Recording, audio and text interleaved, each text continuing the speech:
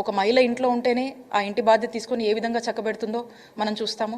అదే మరి ఇక దేశ రాజకీయాల్లోకి చట్టసభల్లోకి కనుక మహిళలు వస్తే మరి మన దేశమే ప్రపంచంలోనే ఒక నంబర్ 1గా ఉండబోతుంది అనేటువంటి ఒక ఆలోచన కావచ్చు.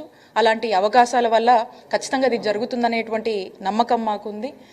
ఈ విధంగానే మనం చూసుకున్నట్టయితే ఆంధ్రప్రదేశ్ రాష్ట్రంలో గడిచిన 5 ఏళ్లలో జగన్మోహన్ రెడ్డి గారి పాలనలో ఇచ్చినటువంటి పథకాలన్నీ కూడా మహిళలకు సంబంధించి మహిళల పేరుతో ఇళ్ల పట్టాలు ఇవ్వడం కావచ్చు, అమ్మఒడి లాంటి అనేక స్కీమ్స్ మనం గుర్తు చేసుకుంటే ఇవన్నీ కూడా మహిళల యొక్క ఫినాన్షియల్ స్టెబిలిటీని పెంచడము, అలాగే ఆ ఇంట్లో మహిళల యొక్క గౌరవం పెంచడము, సమాజంలో మహిళల గౌరవం పెంచేలాగా జగన్మోహన్ రెడ్డి గారు అడుగులు వేశారు.